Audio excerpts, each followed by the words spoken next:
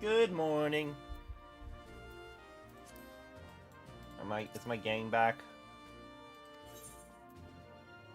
2 hours. Okay, they'll be back when I start work, essentially.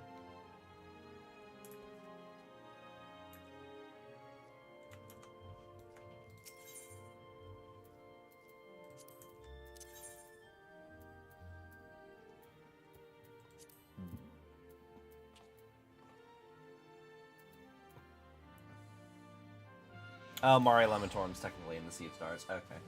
Makes sense.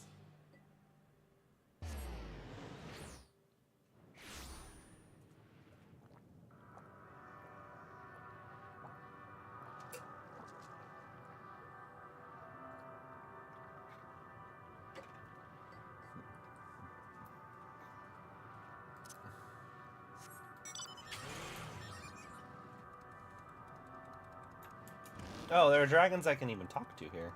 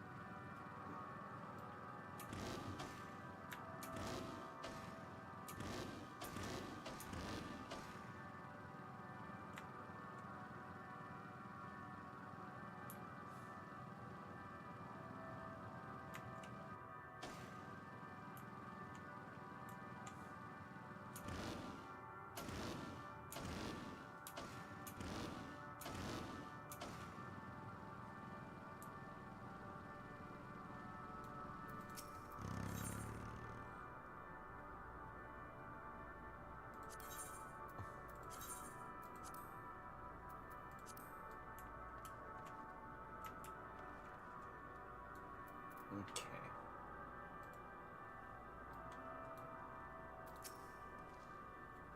There's a dizzying, disorienting feeling about this place, as if I could lose my footing at any moment. We must be careful. Didst thou witness what became of Thancred? So quickly was I overcome by Medion's malevolence, I saw naught of their altercation. It's so dark, I barely see anything. We were clearly no match for Medion, yet we survived unscathed, but how? Medion should strike again with such overwhelming force, I honestly don't know how we are to oppose her. It is, as Living Way said, I can breathe well enough, but something about this place feels wrong.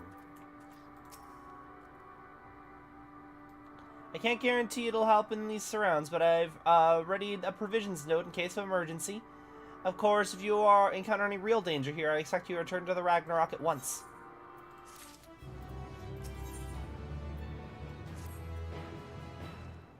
We're fortunate this place can support life, albeit barely, I suspect, given the torpid, stale quality of the air. Never mind that. We must find Thancred. Let's begin our search from the prow of the ship. It seems a good direction as any. Try not to stray too far, lest we lose sight of one another.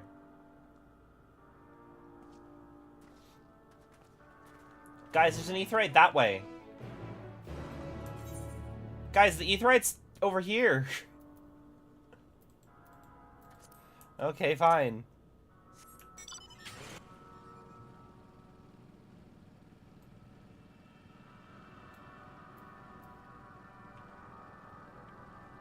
There's a train happening. I'm gonna swap over to the battle channel so I'm not reading the train chat.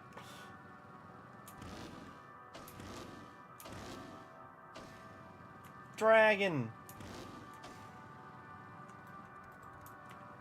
Yeah, this is all.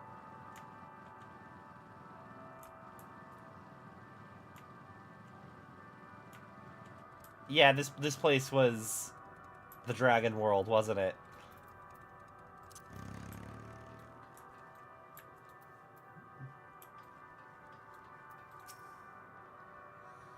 I see no one else is sparing waste to you. Then why do I feel like we're not alone and there's some presence with us? Something dark and mournful. Do you not see the dragons, Alice?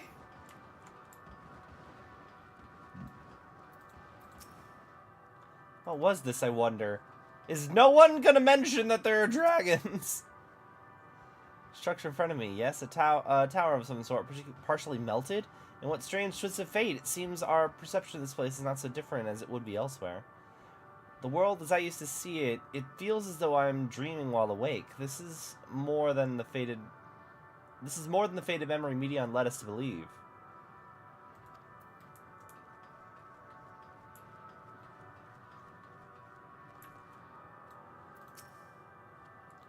The remains have long since turned to ash, yet they retain their form.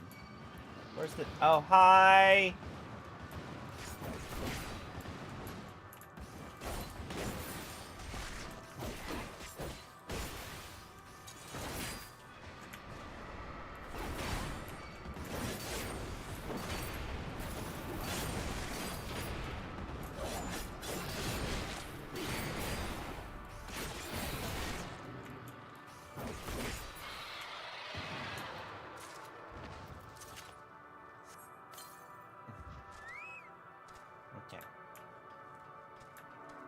Where's Estinian?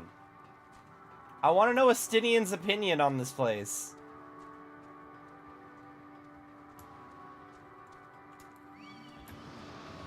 Oh, stop. I just want to find my dragon-killing friend. Fine.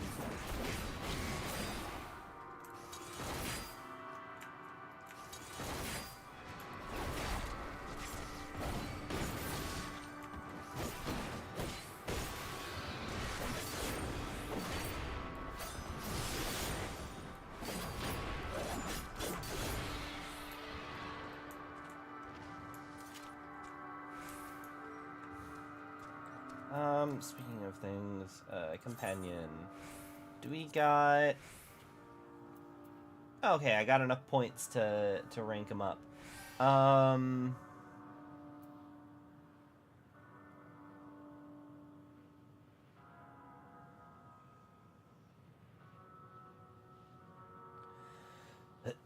I could give him more defender nonsense, but I actually think...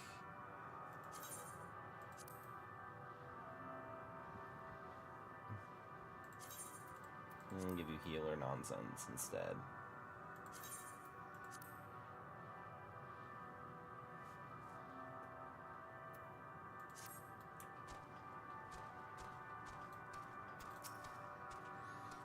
Runes, but of what, I wonder? I don't know. A dragon settlement? Perhaps we can find something to help us understand the nature of this place. A relic, an inscription, living beings that are sentient if the dragons on the source are anything to go by.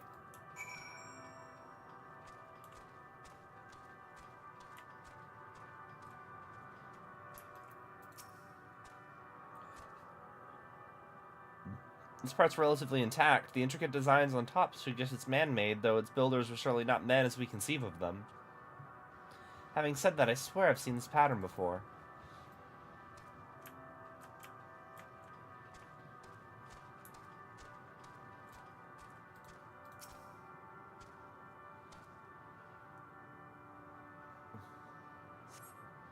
Metallic pillar has been partially melted, likely sometime in the distant past. The damage does not appear to have been inflicted deliberately. Rather, it calls to mind the indiscriminate destruction often wrought in the heat of battle.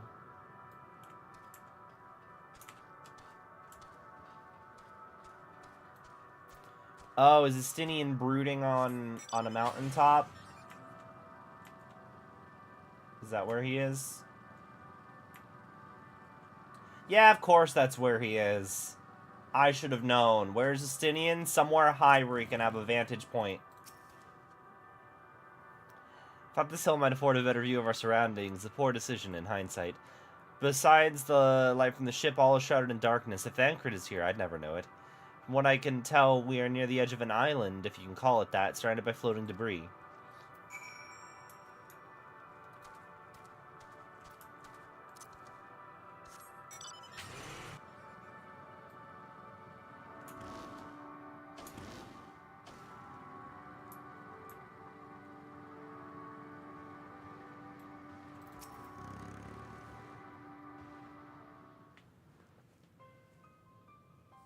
Were you able to find anything? As I feared, still no trace of Thancred. I found dragons, 2 of them. They tried to kill me.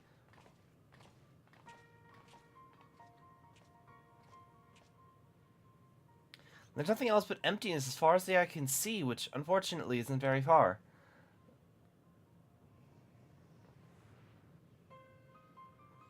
I can't help but suspect that someone or something is there.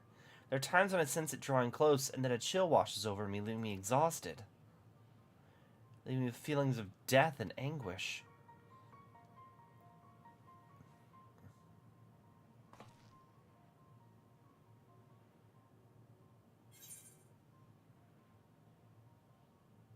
I can see someone over there.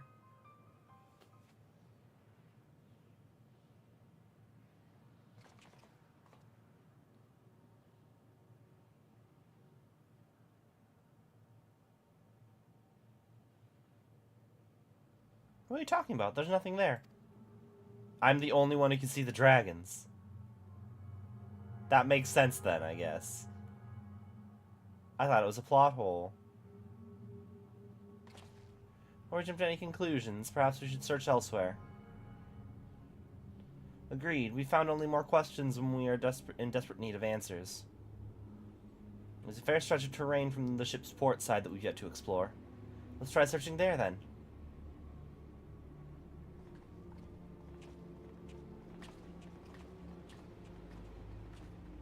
Estinian sees them, though. Estinian sees them, don't you? Dragon boy. Nidhogg's like, oh, hey, there's some dragons there. And Estinian's like, what?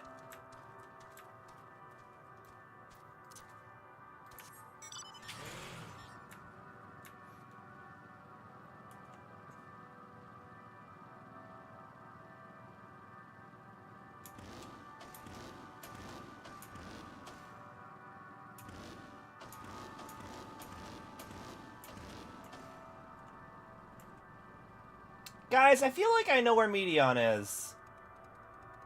That sure looks like a Medion depression hole.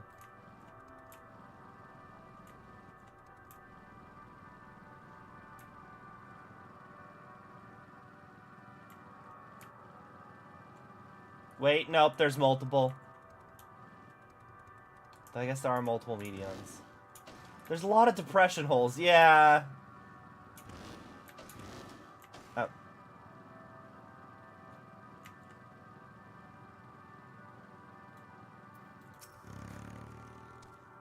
You see them too, don't you? The dragons.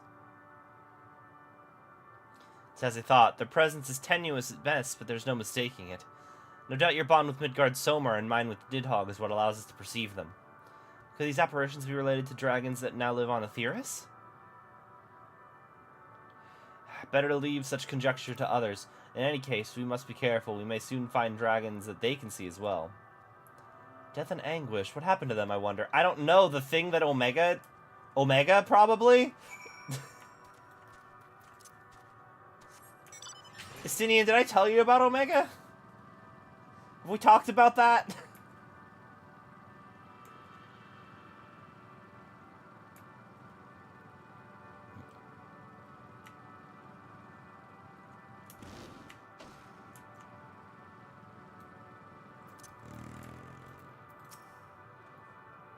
There are those ghosts, you think? My sight might have been restored after a fashion, but I fear what I see cannot be trusted. It's as if Medion herself etched these images upon my heart. I do not doubt that such a feat is within her power, given that she constructed the sanctuary herself. Surely mine eyes deceive me. This cannot be possible. Dragons, 'tis true they're not of our world, but to find them in prison of despair. Seems these dragons have yet to succumb completely to the darkness of this place, meaning the others should still see them as well.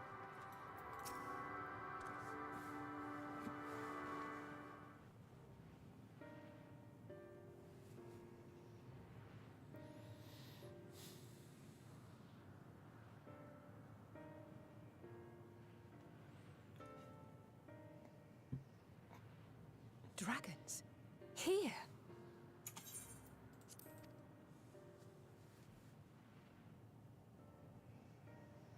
What you see is a memory of a world that once was. Oh, we're playing Kingdom Hearts. A world suffering a slow death, whose denizens cried out for the release of oblivion. What? Their world is dead? It is. Not a single life remains upon that husk floating in the vast emptiness. These creatures are shadow and shade, perpetuated only to suffuse dynamis with their unending lamentations.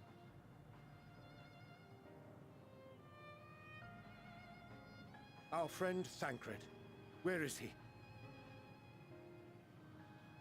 A strange question. He is at your side, is he not? Oh. Oh, yes. He is here and there, and everywhere within this space. He would tell you himself if he had form to form words. God damn it, Thancred's incorporeal again. Oopsies in the live stream. Huh. Such loathing and uncertainty. You don't know why you still exist. In like manner to the oblivion I send, I tried to drown out your ether with dynamis. Beginning with this Thancred, who came at me despite being unable to breathe. Such a simple thing, unmaking men. In the blinking of an eye, he was gone. Didn't even have the chance to be transformed. Yet somehow, he managed to leave a slither of himself behind. What you call the heart? Or perhaps the soul. In his final moment, he cried out from it. A single word. Survive. That wish proved stronger than the despair that ruled here. It overpowered it, causing this space to be remade. Into a place you can perceive, and where life can endure. That you draw breath is proof that his soul lives on. For how long, however, remains to be seen. Well then, we should hurry and tend to business.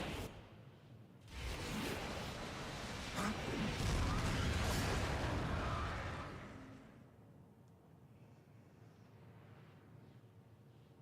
It's futile. You will never reach the true me. I told you, emotions dictate reality in this space. Such changes as you might work will not alter in its nature. You may see, but you cannot touch. Walk, but not advance.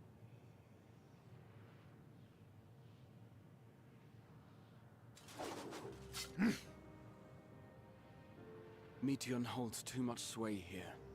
How do we contend with a foe who can unmake us on a whim?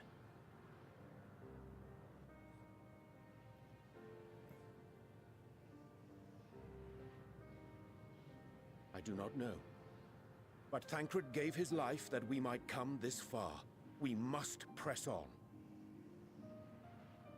Agreed. We cannot turn tail here. Not without something to show for our comrade's sacrifice.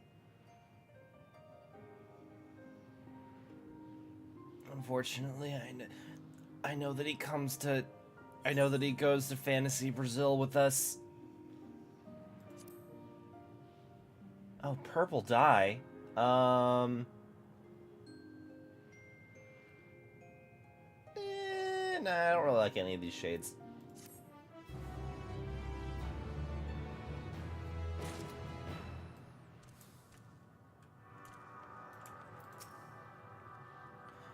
Thule is strong enough to reshape Ultima Thule that we might survive, that I might see again. His sacrifice must not be wasted. Oh, wait. Oh, so it actually... She's actually just seeing normal. Or she is still using ether sight, and it's just... Can't really be gone, can he? Medion herself said his soul persists, that he's the reason we're still breathing. If so, then maybe... My aim was true. I had hit her. How are we to defeat an enemy we can't attack? It's hard to believe Thancred was able to overcome Medion's will, yet here we are. Would that the price for his victory had not been so high.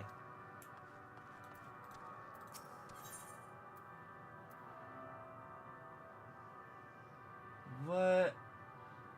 Why is this... Unburdened wings. Why is the W the ballsack W?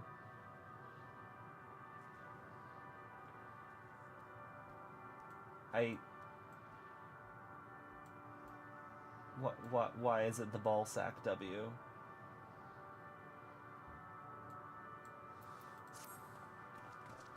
Soul without a body. A form of being with which we are not wholly unfamiliar. Indeed, for we existed in a similar state when residing in the first. The circumstances are rather more dire than that, 'tis true, but I choose to believe he's not forever lost to us. Regardless, in sacrifice he hath afforded us the chance to prevail. Let us not squander it and ascertain the nature of this realm that we might confront and defeat Medion. Estinian, would you accompany me in speaking with these dragons? Mayhap they can enlighten us. I would ask the rest of you to survey the surrounds. If there is a path that may lead us to our quarry, we must find it. Very well, we can reconvene here when everyone's finished. Medion said these dragons are shallow and shade from a world whose denizens sought oblivion. As such, they're not like to be as amenable to company, let alone conversation, so please be careful.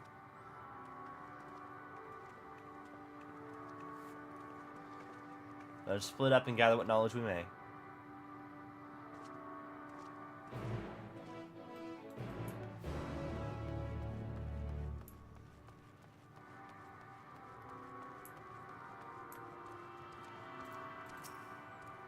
A visitor, not of this star.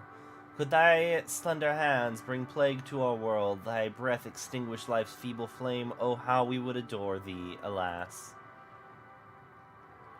With time our flesh will wither and our souls will fade, and we will wait, and so we wait for its inexorable march unto oblivion. If thou art not come to hasten our demise, I bid thee leave us. We crave not companionship, only silence.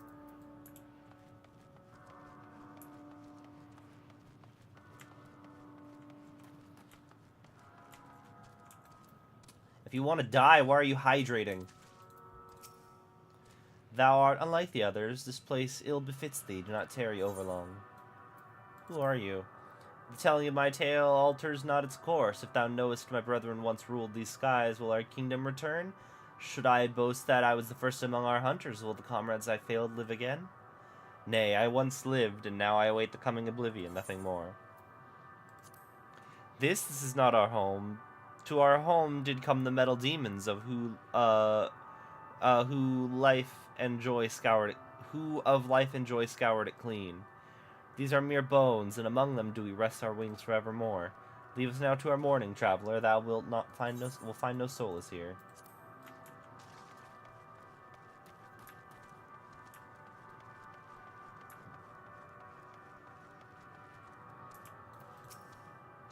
To dwell on the path yieldeth not. Our desires meant little to our destiny, and less now.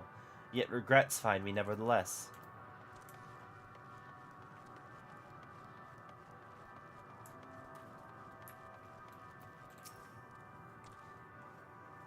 Beyond that distant veil, paradise lost, so glorious, so beautiful. We were a proud and noble race, strength embodied. We knew only love before they came. Metal monstrosities of black and silver, no bonds of blood did they share, nor conviction did they have to guide them. A crushing defeat, never have we known such shame. Stilled now are the winds, though none could fill these wings with burned by ignominy. We fly no more and sink only into oblivion. Yeah, so remember how I mentioned it was weird to me that Medion didn't, like, name drop the, didn't, like, allude to the whole Omega situation? I understand now why she didn't. Ere the metal came, my kin were many and splendid, elegant worms, like unto ripples under the water, worms possessed of limbs so powerful as to rend the land in twain, worms I have long since forgotten, faces lost to the tides of time.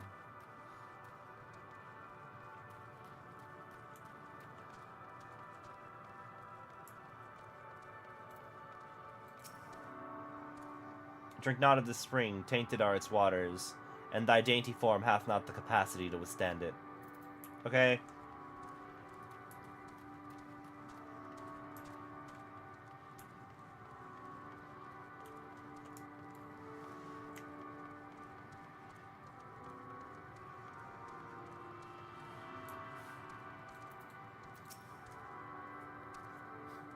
Thou wouldst bid me speak? Folly. I observe the lesson of the stone. I shall not fly, nor speak, nor roar, only watch and wait, and end. But one sight stirreth my blood, tempteth me to raise my voice in lamentation. Knoll, the cradle of unsung dragons. No words, no songs are possessed of the weight to describe such tragedy. Go, if that be thy will, I shall remain.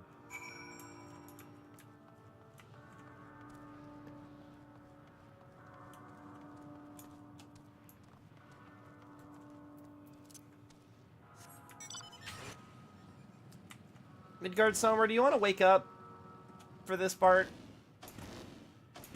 I'd like to hear your opinions on things.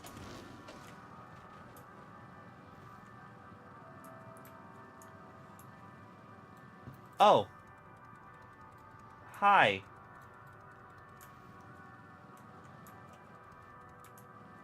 Level cheater.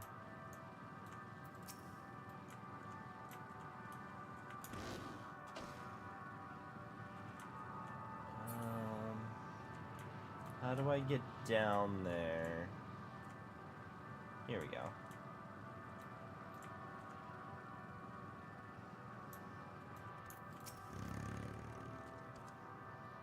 They led you here as well, did they? It was described to me as a source of their woes and proof of their end. I think I'm beginning to see why. It's a hatching ground, or was. I've seen similar on Etheirys. Midgard Sommer's kind must have lived and thrived in a place such as this. Breacher said his father was driven from their ancestral home by war and strife. This, then, is the fate of those who remained. Let's have a look around. Maybe these eggs have more to tell of what happened here.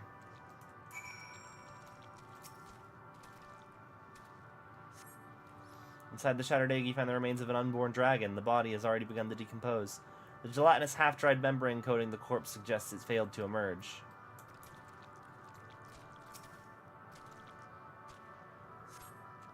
Murky liquid pooled inside this eggshell. The noxious feeder is indicative of contamination.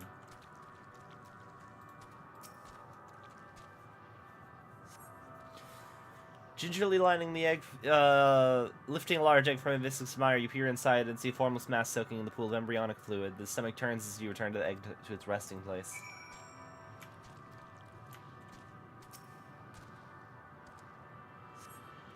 The egg appears to have been broken from the inside out. Perhaps the dragonette within succeeded at hatching. What's this? I thought all the eggs had been ruined. If the dragonette was indeed hatched, there's no sign of it here, or its sire for that matter. We should look for them. You start with the cliff tops, and I'll search the plains.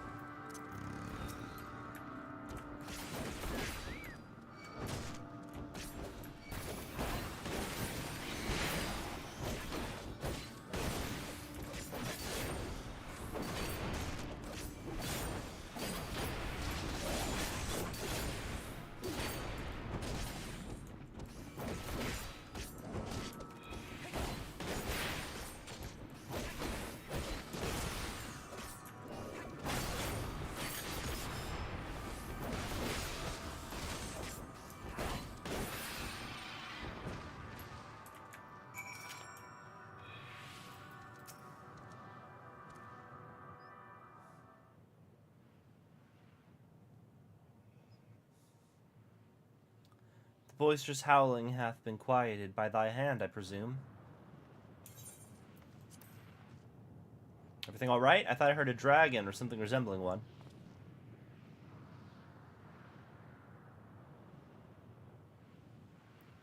Ah, I see what's happened here. Was that your child? Perhaps. Some eggs of the nominal are indeed mine. If life within one did quicken, the beast thou hast slain may be of my blood. Yet I did not recognize it, twisted and malformed as it is. Not a dragon in truth, but a reminder of our failure and a testament to our shame. Explain.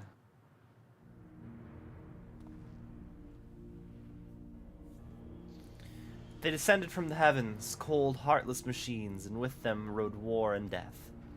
With fire and fury, rage and rancor we gave answer. 'Twas a long and bloody battle, but only the beginning.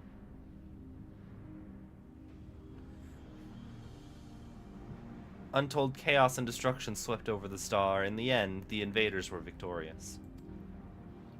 Yet when they looked upon their prize, they deemed it unfit for requisition. We were abandoned to our ruin.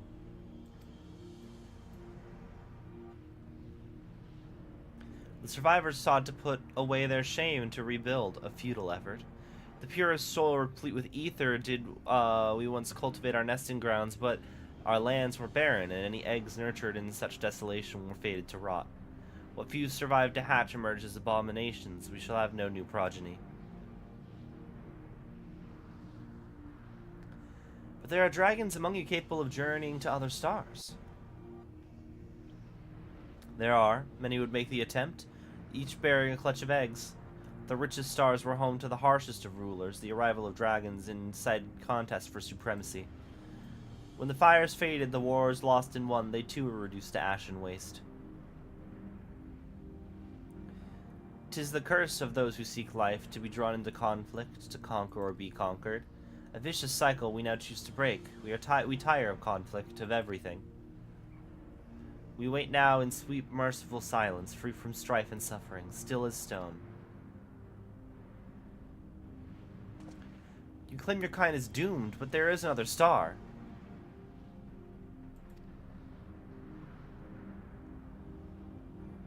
Where we do wage war against your kind for several years and, you know, murder one of the original ones and, you know, lock a whole bunch of them inside of a moon and, you know, it's a whole lot of things happen, but I mean, it's a pretty good star.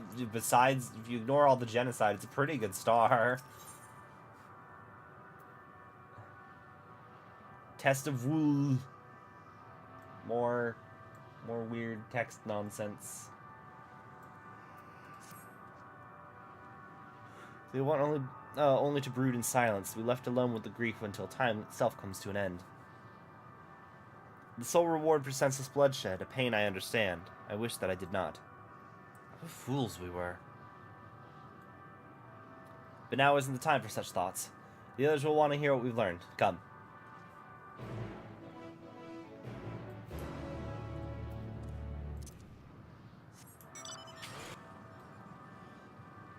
Also, once we kill Medion, Omega's race is still out there somewhere, right?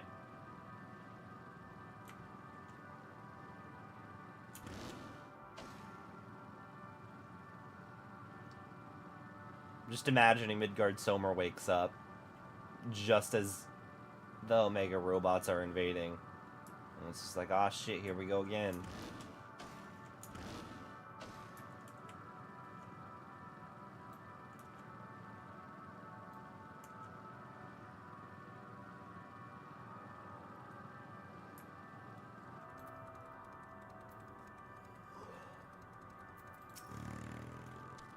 Did your exploration prove eventful? Converse with any dragons?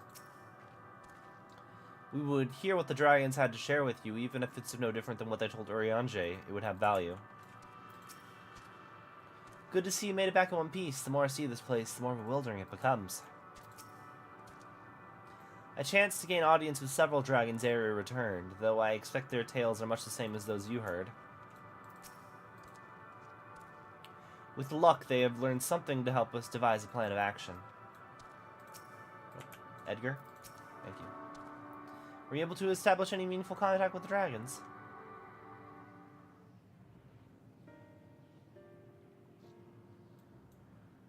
I see.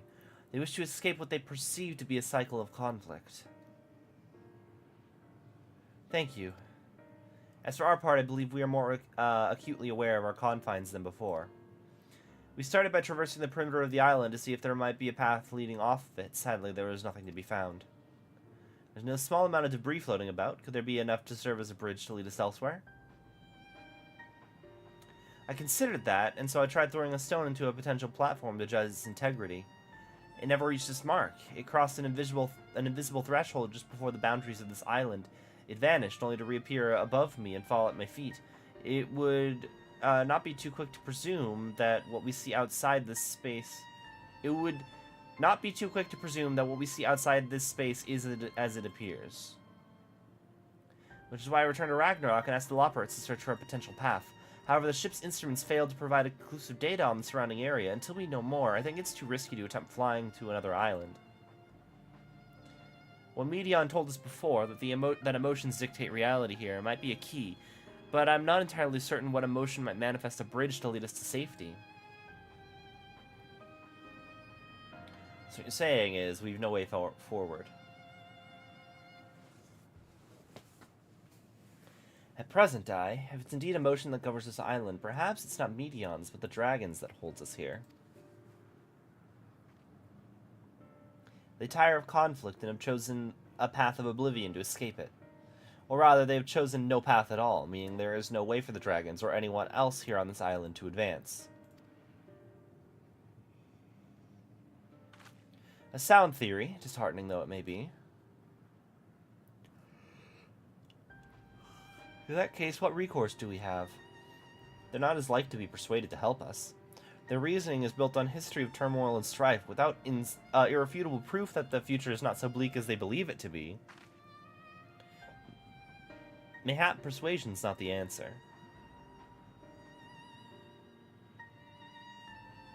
Medion meant to unmake us, then and there on Ragnarok, and she would have succeeded if not for Thancred's determination. She conceded that it was strong enough to overpower the despair that otherwise rules Ultima Thule, and reshape it to a degree.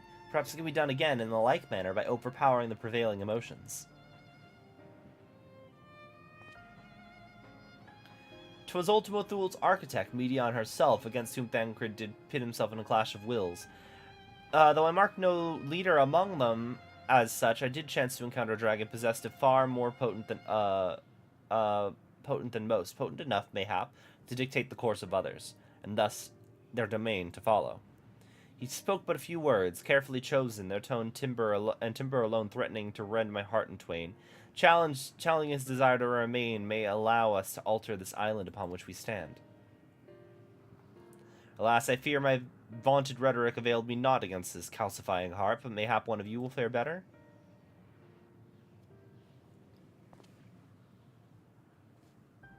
I shall guide thee. All End, they call him, in the dragon tongue. Thou wilt find him nearby, eyes fixed on the water. What do we have to lose? Let's get going.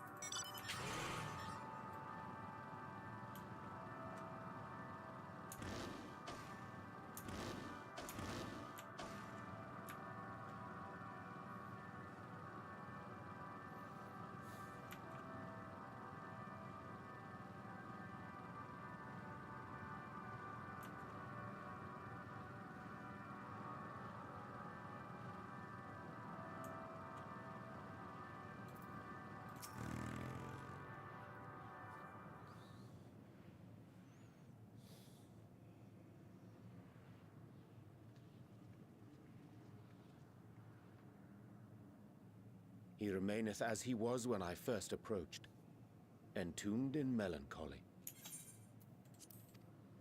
I see. Perhaps I could... I'll handle this.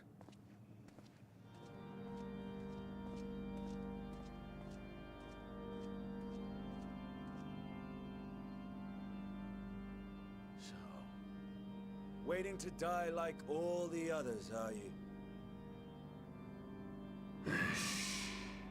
Our pride crushed, our souls corrupted, the wind are stilled, and the heavens offer no comfort.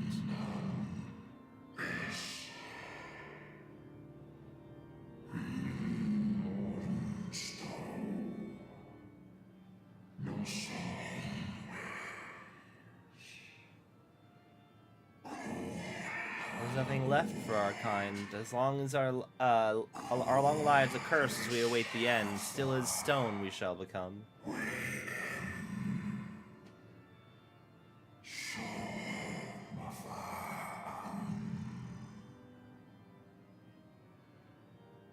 So you say.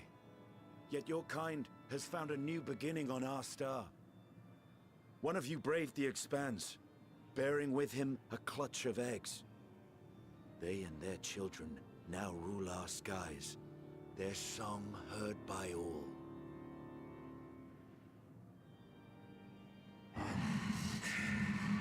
Arcane on another star?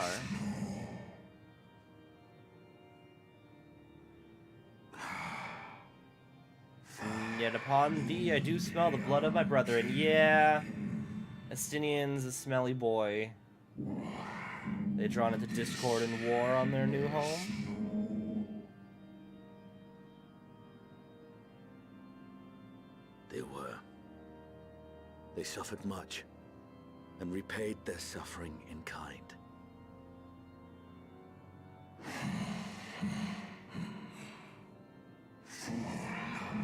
Mattered not whither we fly. Ever will a sanguine ocean await us, ever the retribution's wheels turn.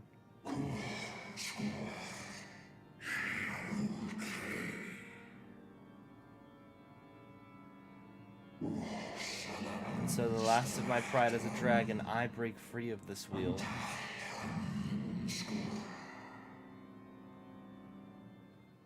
I renounce conflict, exile myself from others, never again to be touched by the flames of hatred.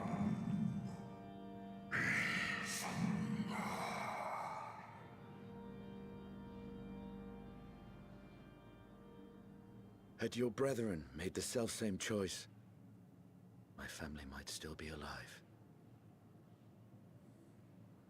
Yet lasting peace does not come to those who simply retreat from conflict.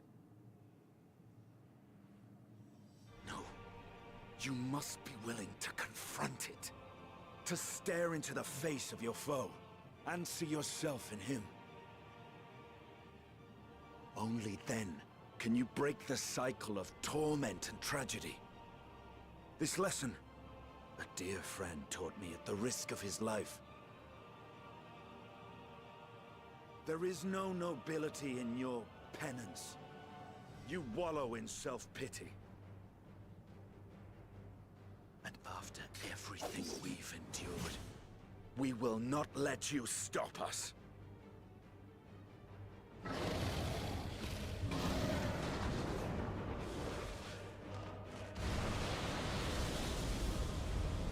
Oh, it's a Medion. Estinian! Stay back! We tire of war, we tire of turmoil.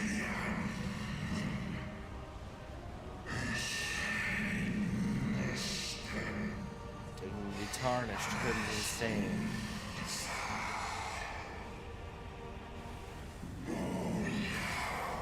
Our misery and shame is too much to bear. I see.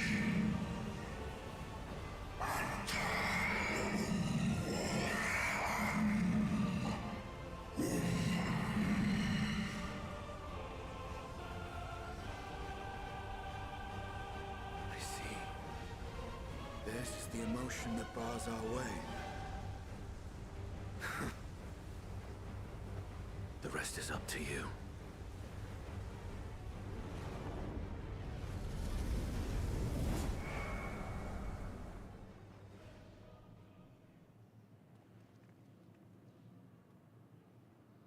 No! Not Estinian too!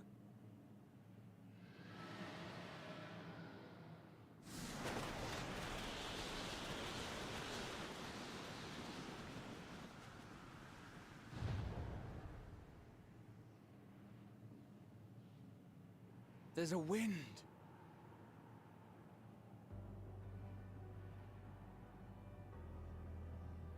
He's opened the way for us.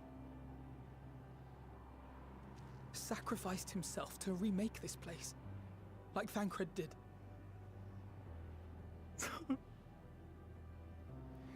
Oh, Alphino. Alphina, don't worry, there's not a body, which means he's still alive. We live in a fantasy game. Come, You're okay. let us follow the wind. It will not lead us astray. He would not.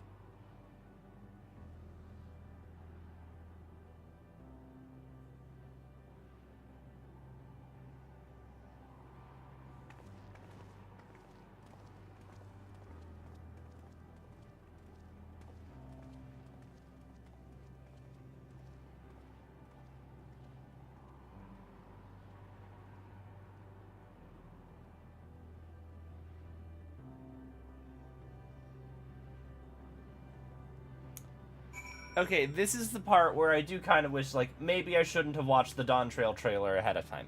But also, Urion J did say, "Aw man, I don't think Thancred's yet lost to us." And also, once again, this game has pulled so many fake-out deaths at this point that I'd like to think that even had I not watched the Dawn Trail trailer, that I would, I feel like even if I hadn't watched the Dawn Trail trailer, I feel like I'd have enough suspicion about deaths in which bodies are not present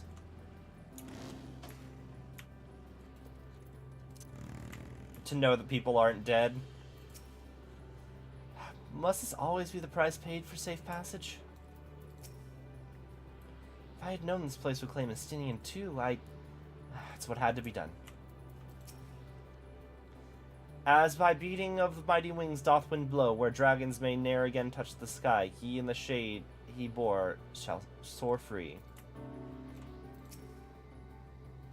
The wind stayed the fog that covered the island, and the air, it no longer feels quite so stifling. Look there, the wind. This is Estinian's doing, I'm sure of it. We should ride on its flow and see where it leads.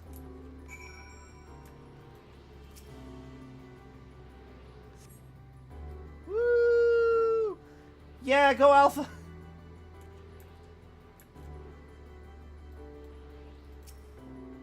Powerful gale delivered you to another island. The Scion should arrive before long.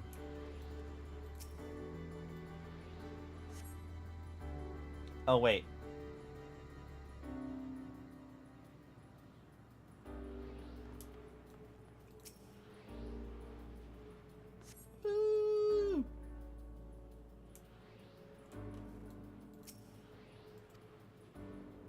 Oh, I didn't actually do the wait part.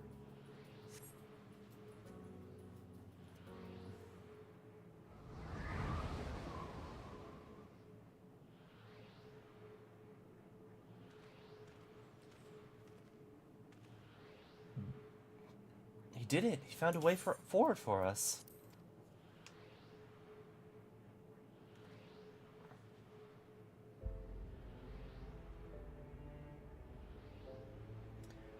The dragons remained trapped within a prison of their own making, lamenting the horrors of war, and yet Estinian knew them better than most. He was a man of honor and a dear friend willing to fight to the very end for what he believed was right. And he's still fighting, Alphino, just like Thancred. Their sacrifices are why we can survive here, and why we still have a chance to stop her. Even in spirit, they're unwilling to give in to despair, and we mustn't either. Alice's right. We must press on for their sake.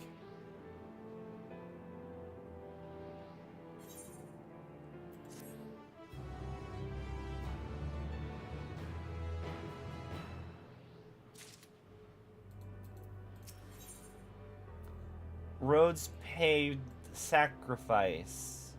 Again, more wonky text. As Yashtola and Alice said, we must continue.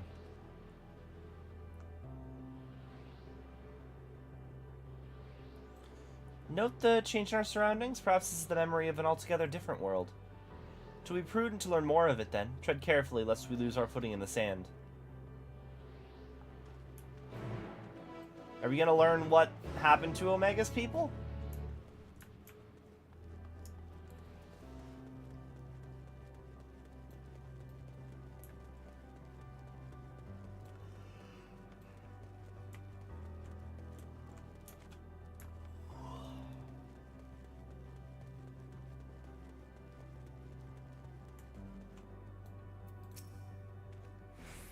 Another seemingly barren world. For a mercy, the air is nowhere near as stale, but it's still quite dry, and the sand will no doubt prove bothersome in time. If you were worried about my vision, you needn't be. I can still see quite well. If not for the light emitted by these glyphs, I might well have overlooked this monolith. Sand everywhere. I hate sand. It's coarse and rough, and it gets everywhere. Were it not for the violet crystal embedded in the surface, 'twould appear as ordinary stone. A curious script hath been etched on them, alas, it's not a language with which I am familiar. I cannot say I recognize it either. Nor I. The dragons, from what I recall, preserve their knowledge in song and eschew written word entirely, so we may assume that this is the work of another race, one we have yet to encounter.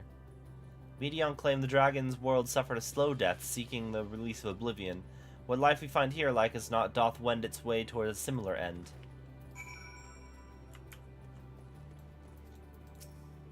What do you suppose that is over there?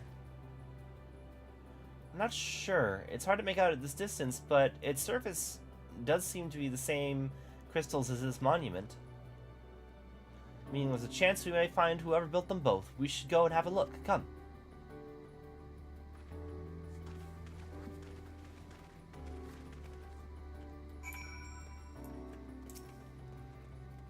Other one.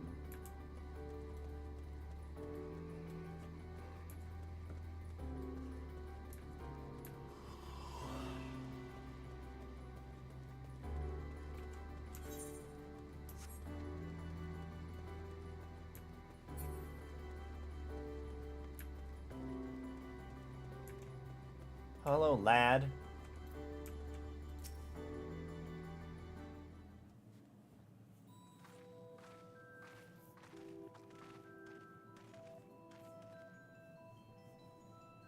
Hail, travelers! This is the most unexpected occurrence.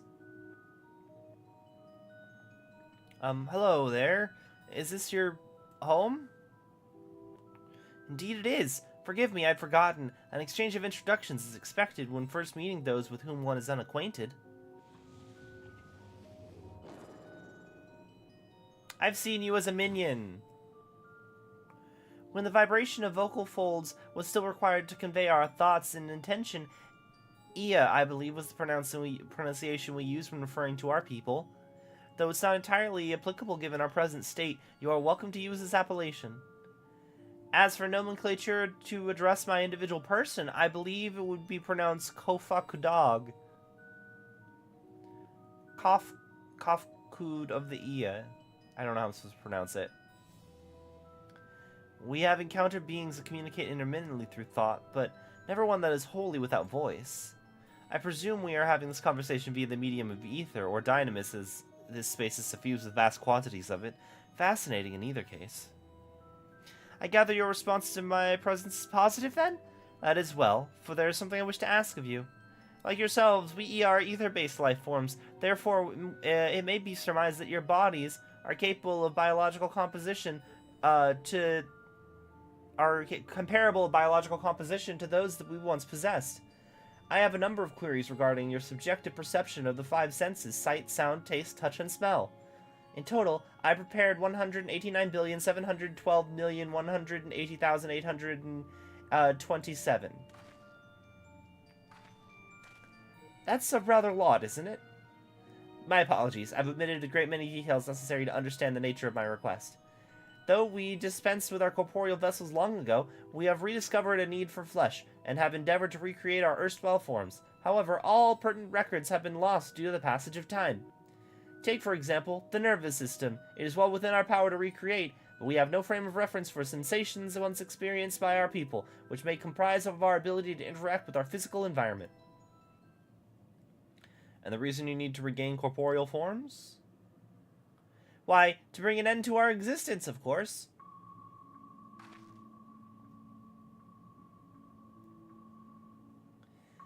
Though need is perhaps too strong of a word, it would be a simple matter to unmake ourselves through the use of etheric extinguishers, exsanguinators, but such a death seems inadequate. The traditionalists among us believe proper death requires an inescapable sense of impermanence as one's final moments, an experience found only with bodies of flesh.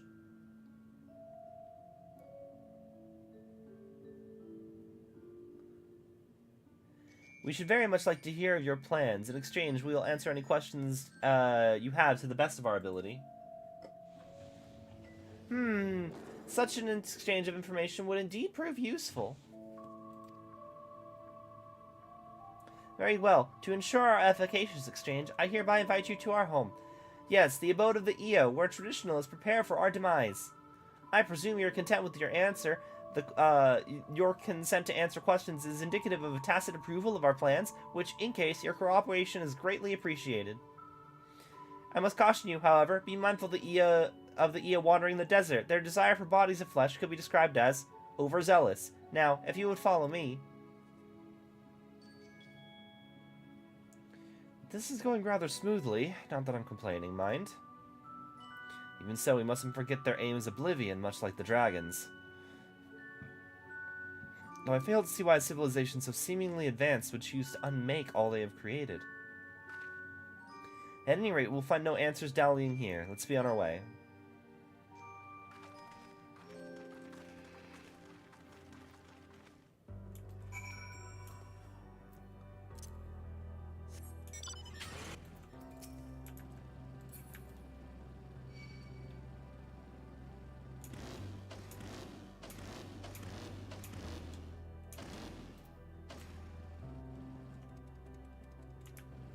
Ah, man, Virtua Fighters.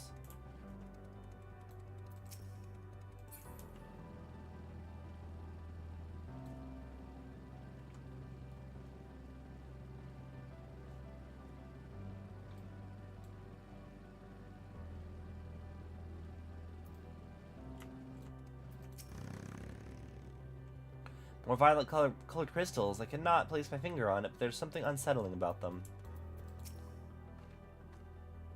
I should not be surprised their concept of a village is so different from ours, and yet... The Isle of Dragons was shrouded in silence of the dead, yet the stillness here doth suggest that ye are, by and large, merely sleeping? Something tells me we have different definitions of the word abode. They said that there would be others, but I don't know what I was expecting.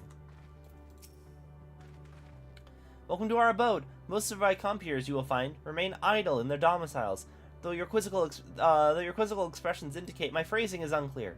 I speak, of course, of the violet crystalline constructs hanging from the stone structures there. You say they remain idle, but what of your work to regain corporeal bodies? Again, an astute question, and understandable, given your finite nature.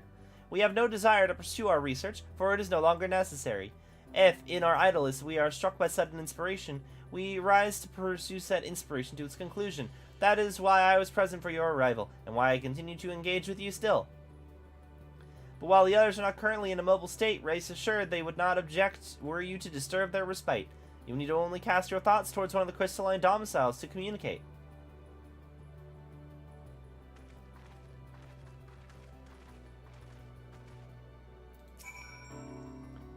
Even should they elect not to emerge, you will but cast your thoughts to one of the crystals to communicate with the Eo within.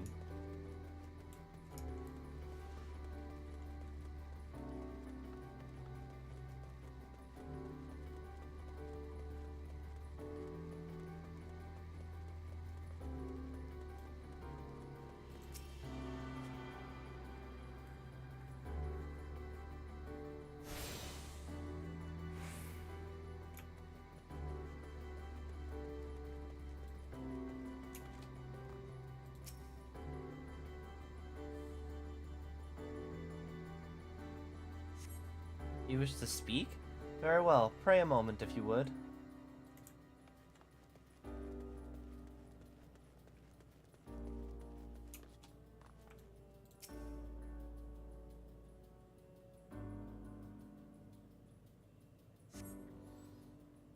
There's no response.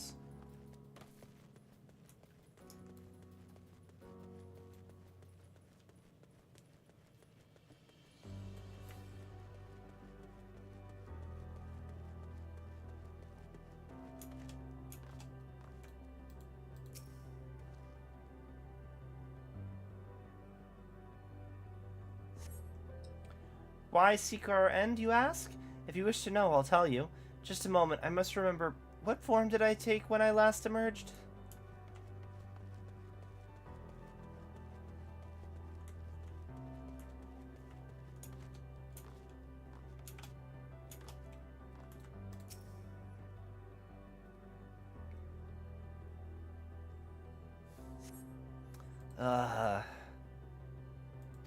Strange moaning fades into silence.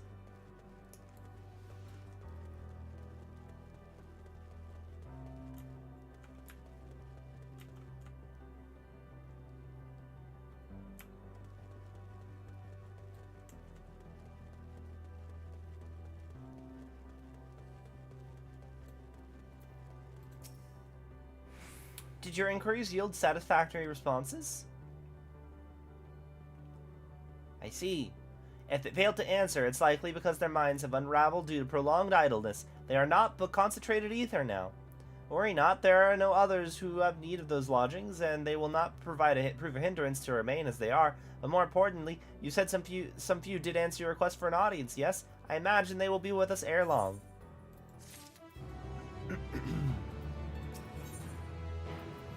Flesh abandoned. Kafkud languidly awaits his brethren's arrival. Wait, they say his or its? What pronouns does Kafkud use? I had no luck, but everyone else fared well enough. Quite a few Ea have awakened. There they are.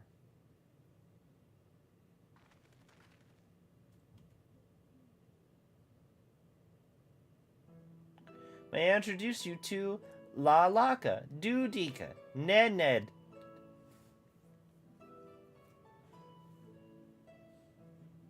It has been too long, Kafkud. I dare say Saturn IV has since completed an orbit. Indeed, until travelers brought it to my attention, I hadn't noticed how unraveled some had become. Travelers? Of course, the ones who wish to know why we seek to regain corporeal forms. The truth of the matter is as plain to see as the neighboring systems, but my single account would fail to satisfy the requirement for scientific objectivity. Thus did I bid them awaken you.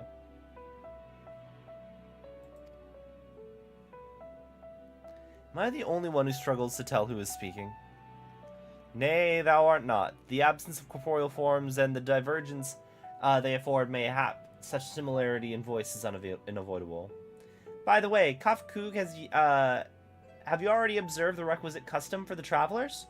That which one is expected to do when receiving guests, a matter of proper form.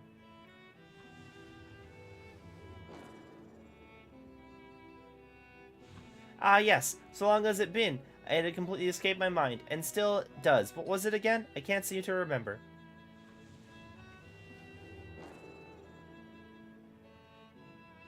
Neither do I. Pity. I was hoping you would. Perhaps we can search the archives for the answer. Come now, Nenegd.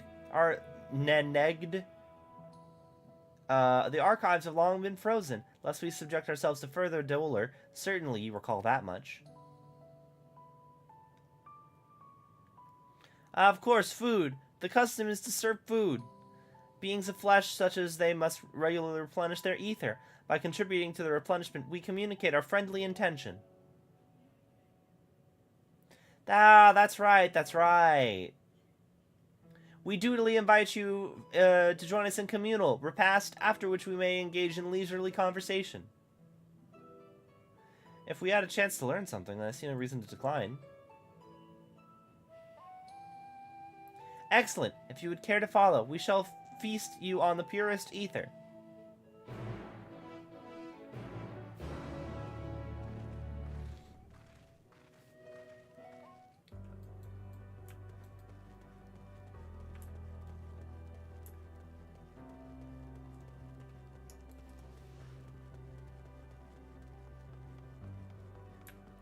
I'm a little worried about why you guys are all standing in what appears to be a ritual circle. We were told to stand wherever we like. This strikes me less of a meal. We were told to stand wherever we like. This strikes me less of a meal, more of a ritual. Judging by the construction of the facilities, would seem the EA directly draw upon ether. Ether, they said, but I can't help but feel a bit nervous. If they are they are thus able to replenish ether, the loss of vital sustenance isn't like to be the cause of their demise. If it's as I suspect, this so-called feast...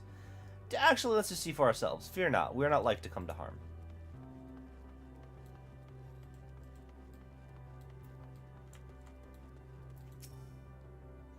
To think that I'd forgotten what had become of those archives. How much has my essence deteriorated since last I was awake? Not that I am averse to having my mind fade away in this manner. It isn't so unlike the natural degradation of one's flesh. How delightful!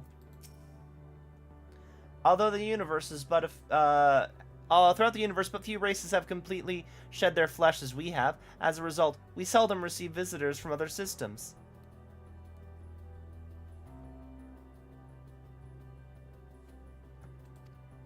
Extreme differences can inhibit meaningful interaction, you see, and none more so than those which affect communication.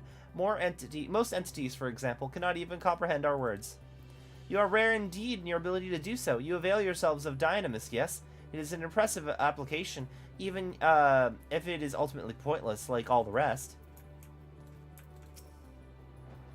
How much ether would be adequate for your kind, I wonder? As I recall, there's a fine line between optimal satiation and violent sickness.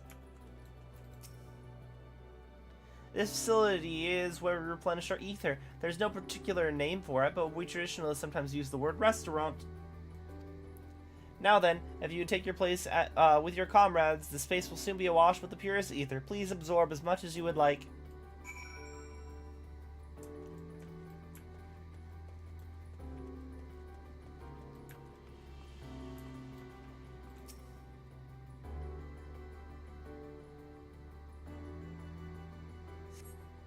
Brace yourself for a rush of sweet ether, but nothing seems to happen. Perhaps you need to wait a little longer.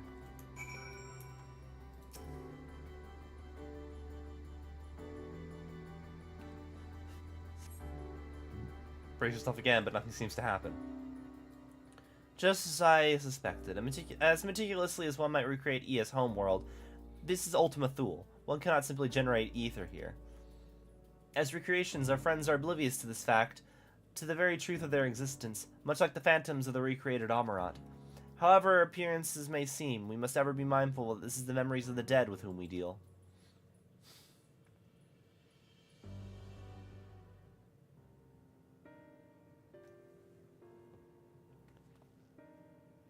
So, did you have your fill of ether?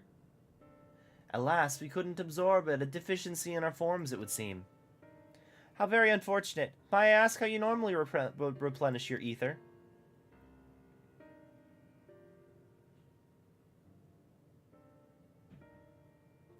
Through your mouths, you say. How very primitive and quaint.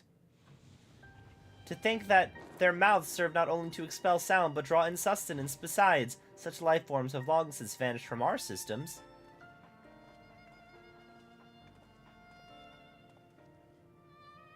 Though we regrettably could not partake in your magnificent feast, rest assured we feel your welcome most keenly. In the course of acquainting ourselves with your sophisticated ways, however, we could not fail but wonder, wherefore do you wish to obtain vessels of flesh and thence vanish? Will you not favor us with explanation?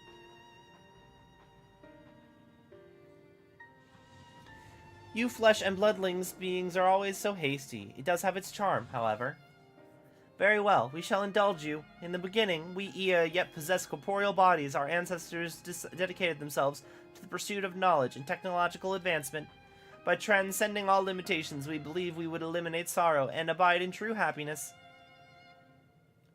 From the tangible, such as land, to the intangible, such as labor, there exist a myriad of hindrances to progress, but the most confining of all was the flesh itself.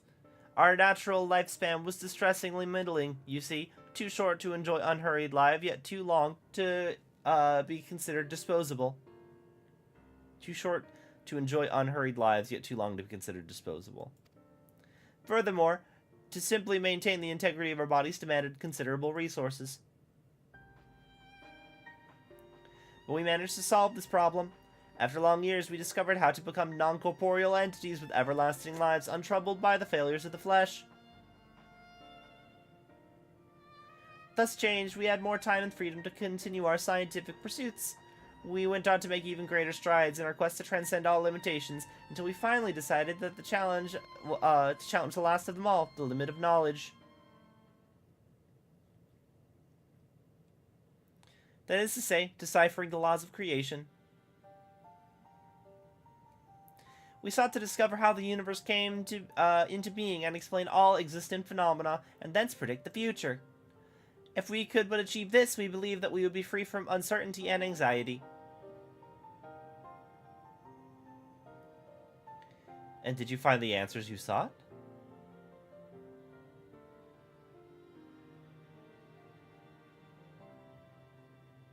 Yes, we did. Our efforts revealed to us a fundamental truth. Knowledge of said truth is essential for the continuation of our conversation. If you would wish to learn more, we would share it with you. No, we mustn't. Primitive as they are, it would be unspeakably cruel to deprive them of their ignorance. They are possessed of corporeal forms, their lives readily ended. As those have gone before, is it not our duty to warn them?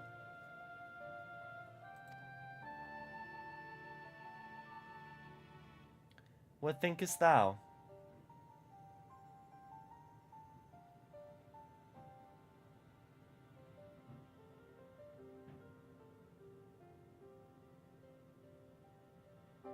We have deliberated and come to a consensus. If you are resolved to know, we will disclose to you the truth we discovered, the truth of the universe. Seek us at the stone pillars just outside the bounds of the abode, a place called the Eorzea.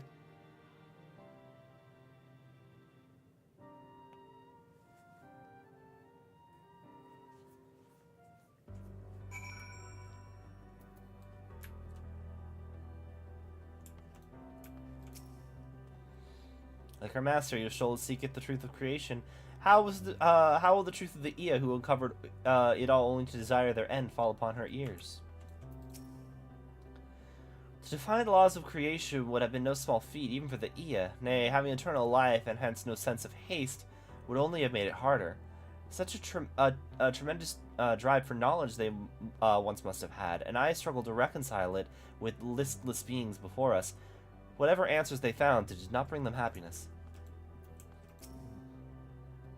You may be intimately familiar with the problem, know it like the back of your hand, yet be powerless to stop it.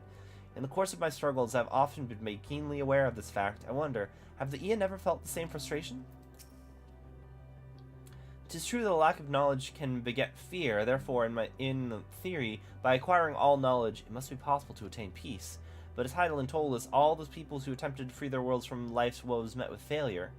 And the Ea are among them, as their presence here attests. A tale we are about to hear will not be a happy one. Fundamental truth. We will hear it, of course. Let's learn what has led such an enlightened people to this indolent end. Where knowledge leads. Not infinite knowledge leads. Something seems to be weighing on Urianje's mind. Ere we join the Ea, there is one trifling matter I would fain investigate. Missing Graha, would I mind you for your assistance? But of course. Me and the boyfriend, we're here. We shall head outside the abode, if you would kindly follow me. I know not what mischief you're plotting, Urianje, but I trust you have our best interests at heart. The rest of us shall go on ahead to the Eorzea. Lest you worry, we won't start without you.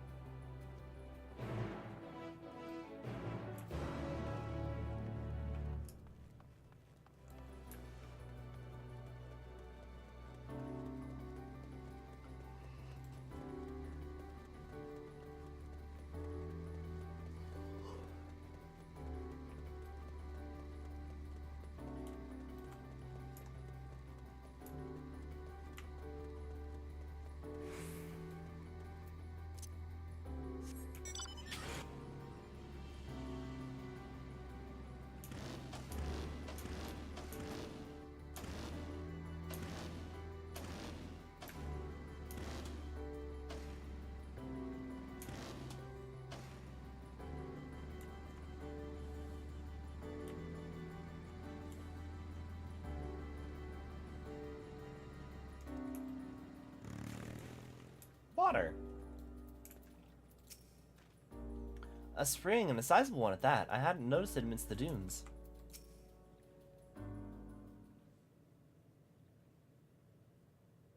Aye, this place shall serve. Is it the spring you wish to investigate?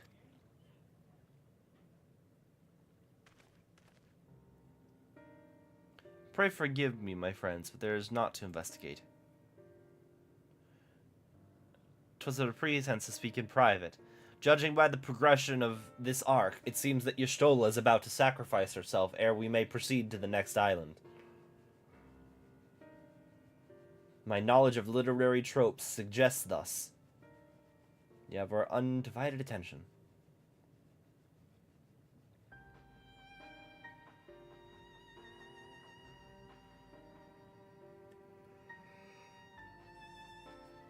As we have established here in Ultima Thule, those denizens of ruined stars are recreated in their twilight days. Yet one question doth arise in my mind. So faithfully formed are the simulacra, they believe themselves yet amongst the living. How dost thou suppose it's possible?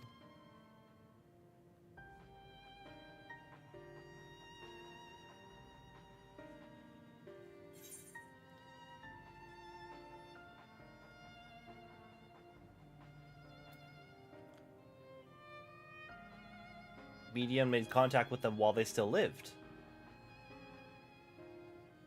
And took their hearts unto herself. Of course, she must have visited the Star of the Dragons and the Ea before either race perished in their entirety. Thus could she make their emotions her own, and with them create more faithful simulacra, had she relied on any historical account. So too did I theorize, and upon that assumption, consider how these two races may have met their demise. According to thine own tale, Medion perceiveth the emotions of those nearby as her own. A heightened sense of empathy intrinsic to her nature as an enteleki. In the course of of her starfaring journey, if she encountered beings who strongly desired a cessation of their existence, she would be powerless before that desire. Even as she possesseth the power to grant it, the power of Dynamis. 'Tis my supposition that, overwhelmed by their longing for death, Medion did unleash the Dynamis and ushered the dragons and the Ea unto their doom.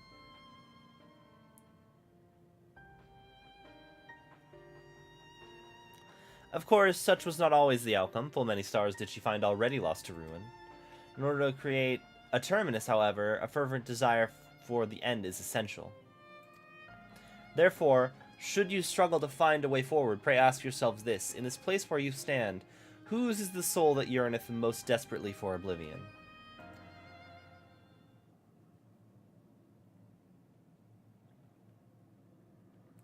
Why do you tell us this now?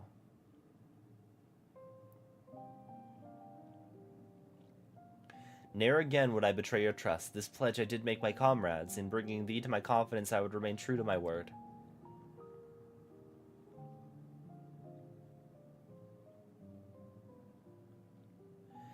As for thee, let us consider it my fitting reward for the secrets I harbored for the Crystal Exarch.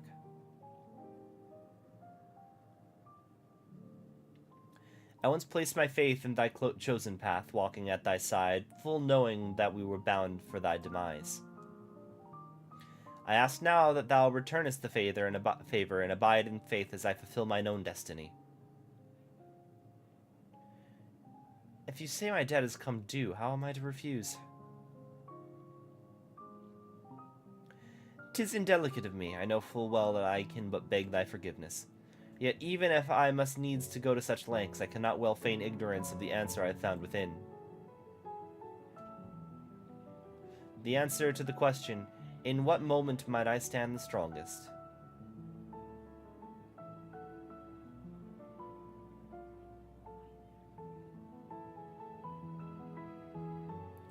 After all we've been through, I'll say only this.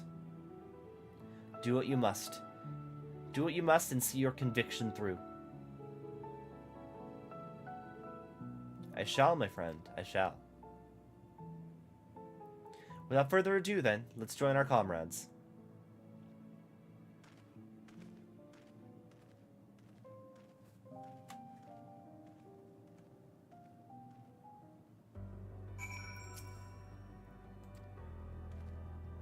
Let's be off to Eorzea.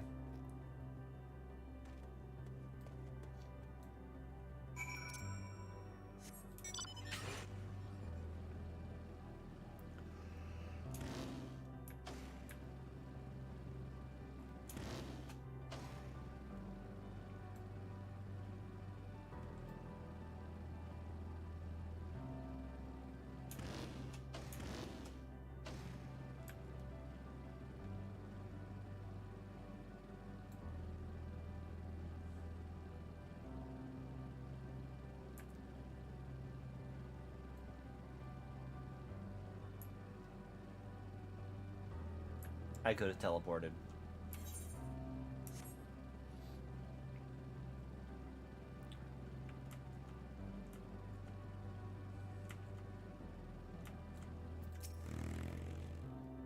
Don't mind me. Come, let's hear the Ea's tale and learn what caused such enlightened beings to crave nihility. While we waited, we mentioned our star situation to the Ea. They nodded sagely, or something to that effect. I understand you've taken care of business. If you're ready to begin, then so are we. Oh, you're here already? Your comrades said you wouldn't be late. You would be late. It would seem our star too has been plunged into a panic-induced cataclysm. We hope that our tale will not serve to exacerbate it. Your companion in the front, the one called Y'shtola, she seemed to be the keenest to learn the truth. I pity her. We have prepared for our recounting. To facilitate comprehension, the information will be simplified to match your primitive minds.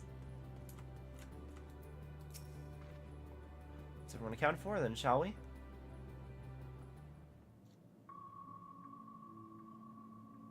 Please continue.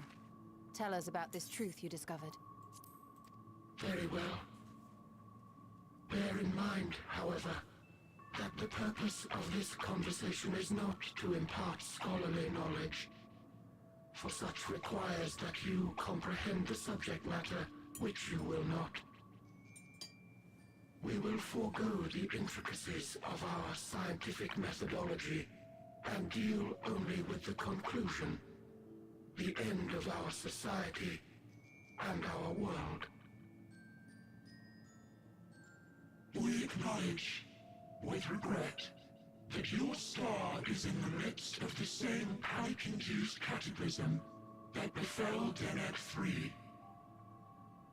As such, in order to avoid causing undue distress, we will refrain from explicitly stating how much time you have remaining. You are entirely too kind. I pray you recount your tale as you see fit.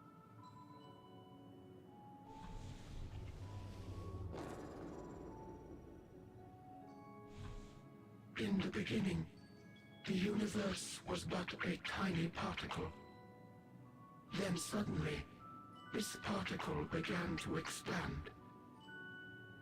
Having remained entirely in the bounds of your star, the phenomenon may be difficult for your kind to grasp. But this expansion has since continued unabated. Speculating that the universe could not grow indefinitely, we sought to learn what might occur, and made a worrying discovery. The stars will continue to spread apart, as will their finite thermal energies. Eventually, all heavenly bodies will grow cold and freeze. No new stars will be born, and the universe will enter into an eternal ice age.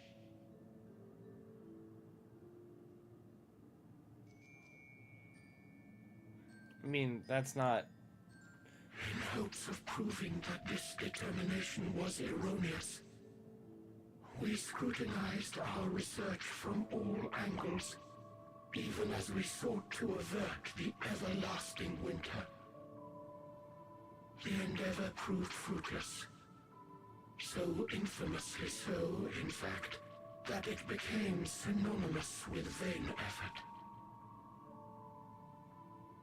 The universe as we know it would end, there is no way to prevent it. Beneath the weight of this knowledge, our society stagnated. Though we had time still, it was a cold comfort. Why strive for anything when desolation is assured? When our wealth of wisdom, accumulated since the dawning of our kind, would be forever lost. No civilization would rise from our ashes. No scholar recover our knowledge. In silence unbroken, naught would stir.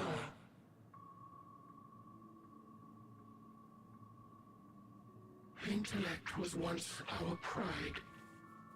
Overnight, it became our shame. Our works, monuments to futility. They just learned about the heat death of the universe and got really Immortality, existential. Our greatest invention, became a source of suffering. Rather than suffer on, many chose to unmake themselves by means of etheric exsanguinators.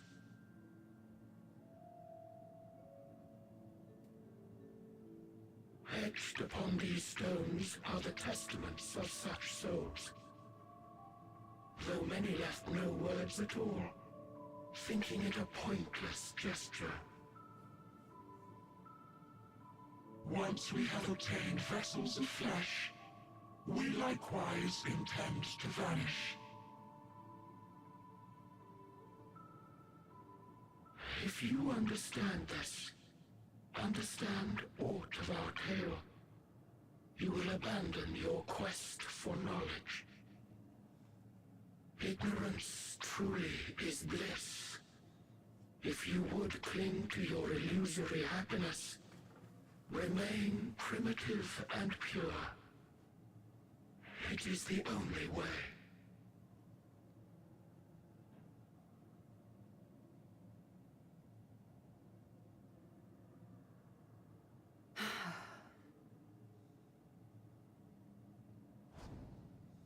So that's your story.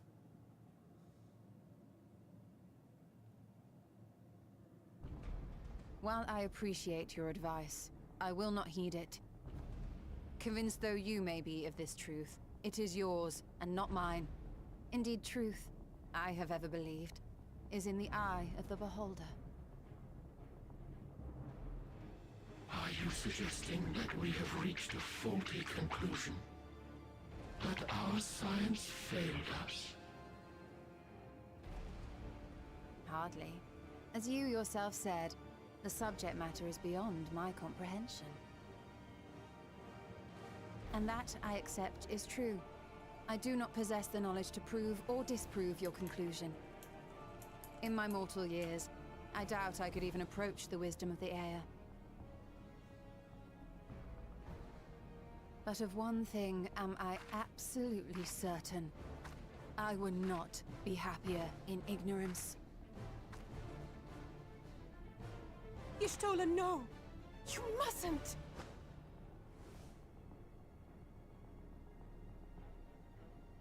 The most important lesson I've learned is that learning isn't simply passing one's eyes over words. Nay, 'tis when understood for oneself that knowledge attains its true value. This is what has sustained me, driven me onward in joy and wonder, in anger and sorrow.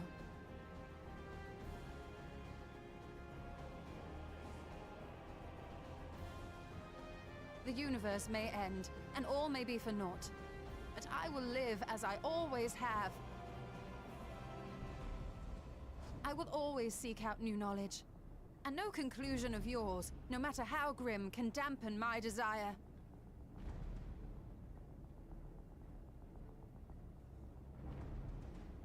I suppose it is only to be expected. Their feeble minds cannot fathom the terrifying gravity of it all. But worry not. We consider it our duty to enlighten you, and we will not stop until you grasp the full extent of our despair.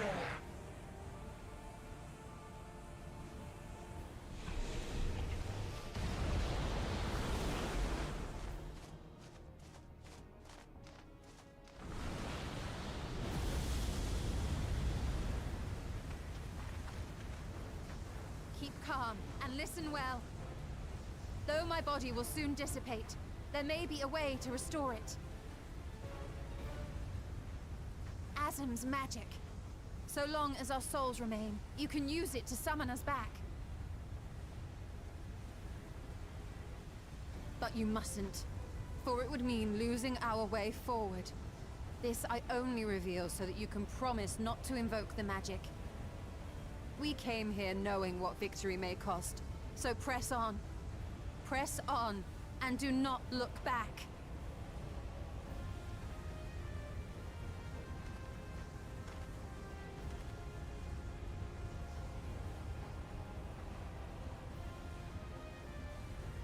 I shall join thee. As subterfuge is not required, thou shalt not suffer for mine absence.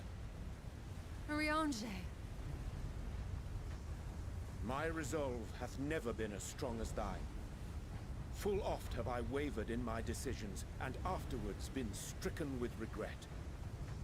In spite of this, I may still stand with my comrades, supporting them as they attempt the greatest of feats. This truth I have learned in the course of our journey.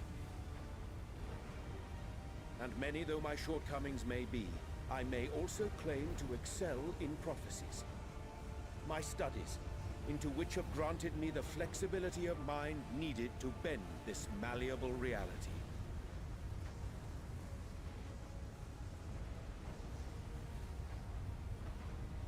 Thus shall I hope that thou mayest have the strength to resist, and our comrades the strength to continue.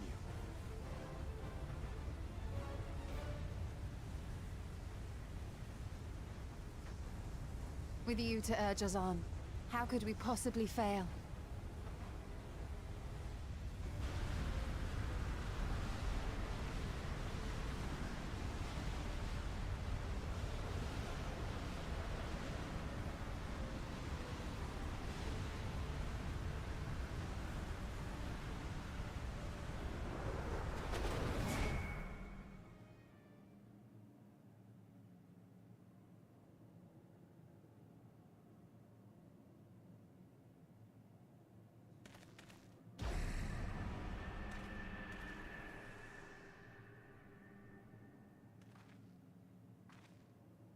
What's this?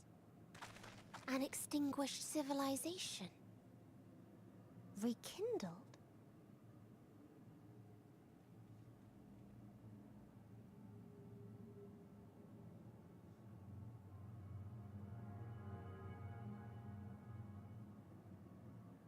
That's right. Our quest doesn't end here. We'll press on, and we will find you.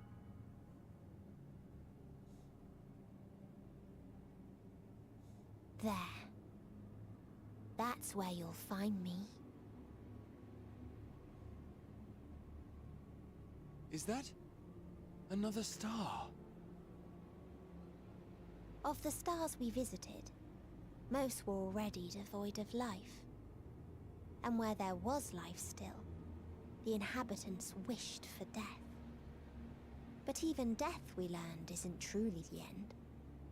It is but a part of the cycle of rebirth.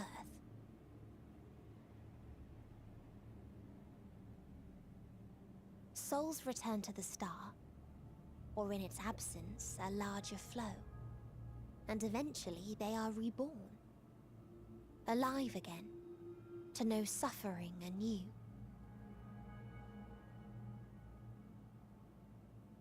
True salvation lies not in dying. It lies in not being born. This is the gift I would give to you. To all life on beautiful Eorzea. To that end, we created an egg wherein life cannot quicken. that dead sun. Attain it if you can, before your friend's emotions fade away, along with their protection.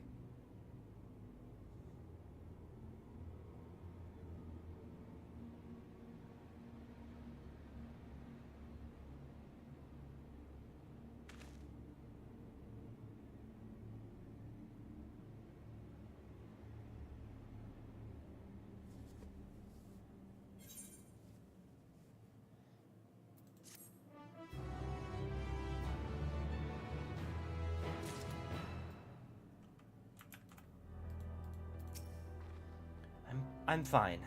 Like I said, our quest doesn't end here. Never really felt such emptiness. As if a part of me is gone. Victor's lost. Are y'all ready to continue on? Let's make for where the light shone. Yashol and Eorzea have opened the way for us.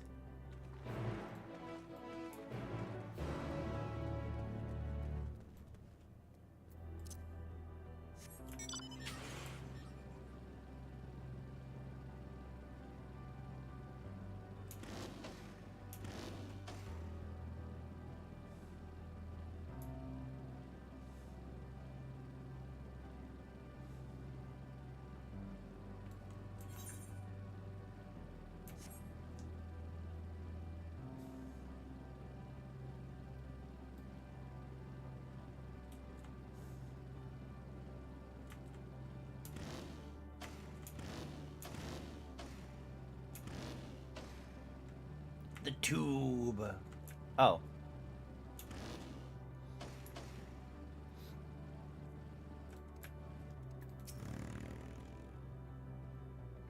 Some manner of EA device. If our friends awakened it, it should be safe to use.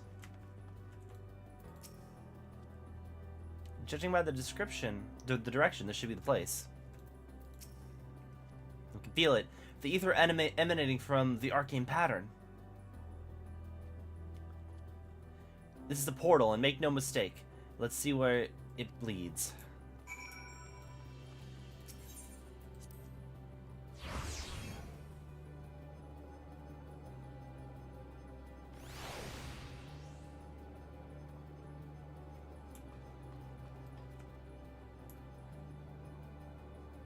This is the Omega place. Okay.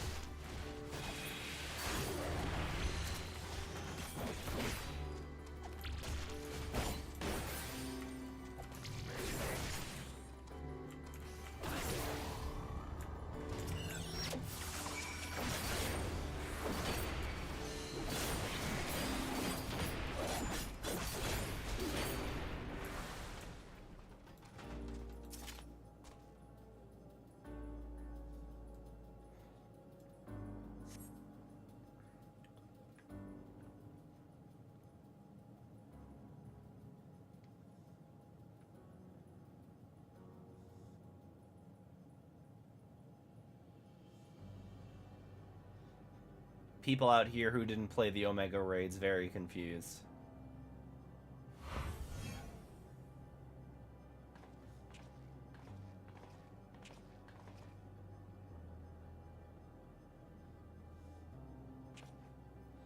Amazing, yet another civilization. Attacked as soon as you arrive, not the most welcoming of places, is it? We must try and find denizens who are amenable to conversation. We should also get the lay of the land, see how far we can go. I'll help Alphino with that. In the meantime, you and Graha can search for friendlier folk. Apart from hostile beings, take care with your footing. I mislike the look of this terrain. Not knowing what the locals are like, you'd best take care of yourselves. We'll find you once we've finished exploring.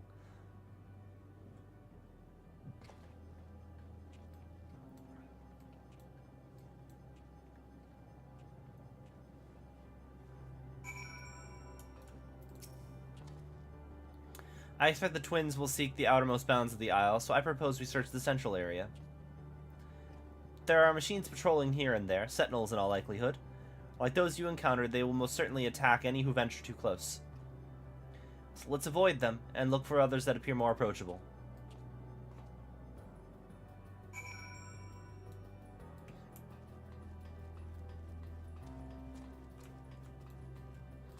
So I take it then the Omega race is not actually a threat to Aetheris. You see naught but patrolling machines in the area. They do not seem inclined to non-violent intercourse.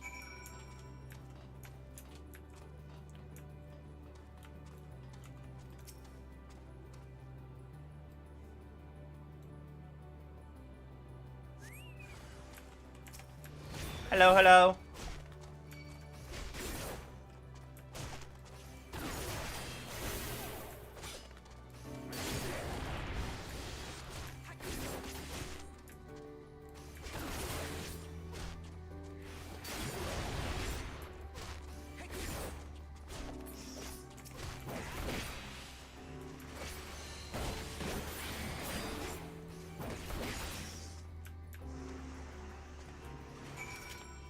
Hello.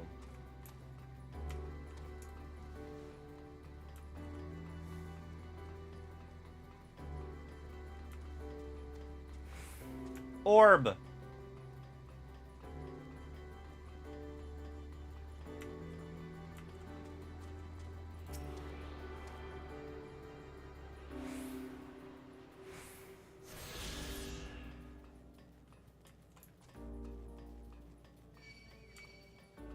Stop looking at me.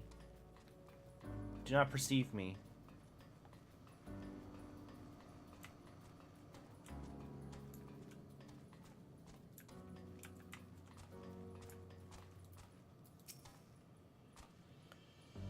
Additional entity detected. Look, the machines here do not appear to be hostile. Let's see if we can communicate with them. Begging your pardon, but we are searching for the denizens of this star. Unknown life forms detected, assigning genetic label interplanetary travelers. Greetings and welcome to the planet. The planet? Could you please repeat that? It appears your hearing organ is unable to process the name the name in our tongue. It may be translated to yours as Alphatron. Our people, meanwhile, are called the Omicrons, and you stand within one of our outposts. The Omicrons, you say? And what is it that you do here? We are preparing for war!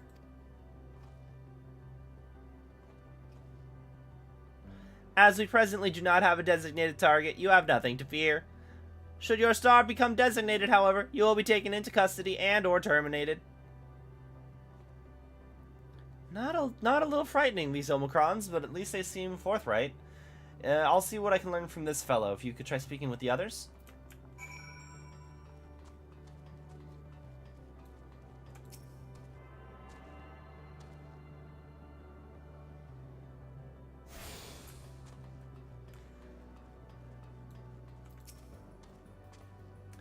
Autonomous weapons deployment complete. Vanguard armament upgrade complete. Munition levels satisfactory. Combat readiness assessments nominal. Awaiting instructions from Sir. Maintaining state of combat readiness. Oh, there's another orb over there. Measuring combat capability result negligible. Subject falls outside of targeting parameters. Greetings, traveler. We are the Omicrons, and our objective is self-enhancement. In order to achieve this, we venture forth in conquest to acquire combat data and resources. Most recently, we succeeded in subjugating the home world of the beings whose strength was said to be without parallel, the dragons. Yet, though the endeavor yielded wealth of combat data, the star was rendered barren and unable to yield resources. A subsequent costing determined that the losses incurred exceeded the gains.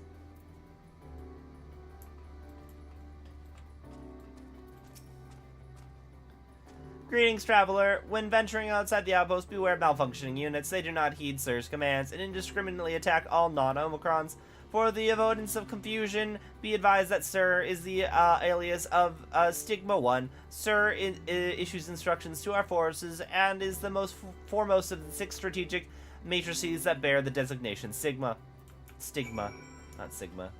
Hang on a second, I gotta go talk to Graha, but I wanna get the orb. I want to obtain orb.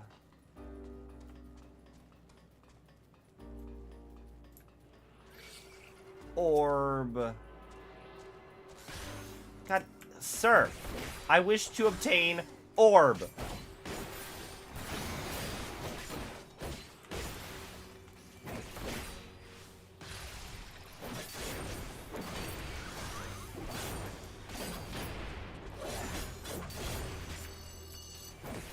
Yes, he has 3 orbs, but he's not. None of those orbs are the orb that I want.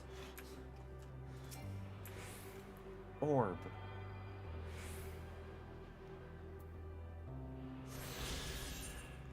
Also, it looks like I can no longer be Gunbreaker.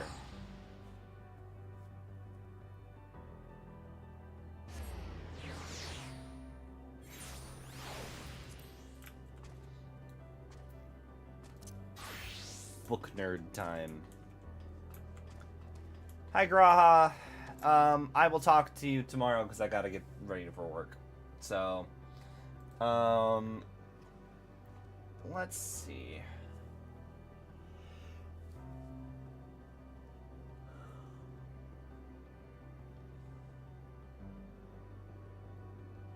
What do I want to do?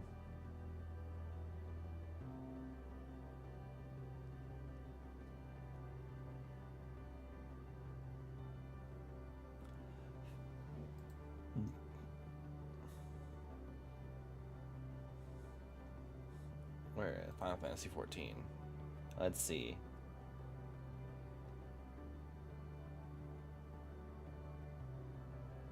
Is there anybody who just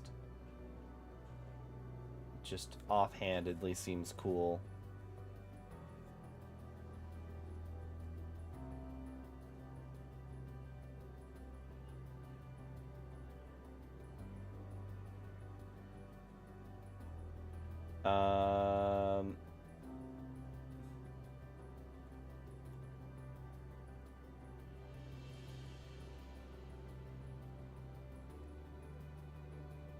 I'm gonna go ahead and say this person's a corgi. So we're gonna go ahead and raid them.